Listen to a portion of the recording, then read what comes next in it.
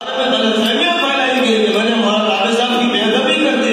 ये झूठे मुफ्तरी कज़्ज़ाब मनहूस मलऊन लोग हैं जो ये बात कह रहे हैं, वो नदवे को तोड़ना चाहते हैं। मैं तुमसे कह रहा हूं कि अब्दुल अलीम फारूकी को नदवे में घुसने न दो।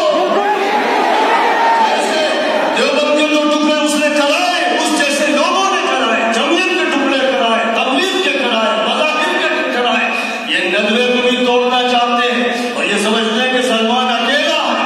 उन्हें मालूम होना चाहिए कि सलमान के साथ अल्लाह है, रसूलुल्लाह है, सहाबा है, सारा आलम इस्लाम है।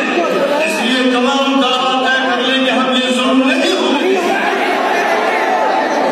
कितना सब्र करो, सब्र करते करते मेरा गले छलनी हो गया।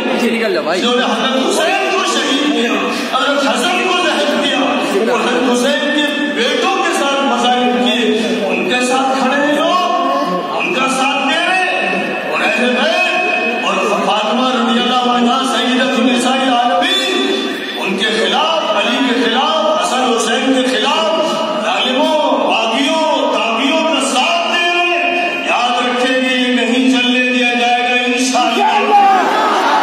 मैं बात तुमसे बस इतना ही कहता हूँ, ये तुम्हारा काम है और हो सकता है तुमसे टीवी वाले भी इंटरव्यू ले, अगर वो कहते हैं तो तुम जो हक है हक कहो, इंसाफ की बात कहो, अदल की बात कहो।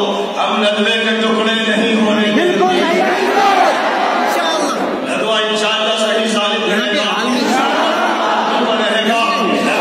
उरूज अता होगा पूरे आलम इस्लाम का। इंशाअल्लाह नदवे को हम मरकज बनेंगे। आखिर दावा दिल पर चोट है, मैंने तुमको पढ़ाया और 40 साल से कितनों को पढ़ाया, क्या मैं गलत बात पढ़ाया? कमेटी मिलकर बात करे, जिन लोगों जो कमेटी बनाई गई है वो मौलाना का वक्त सुने, उसको लेकर के मौलाना साहब आगे बढ़ो।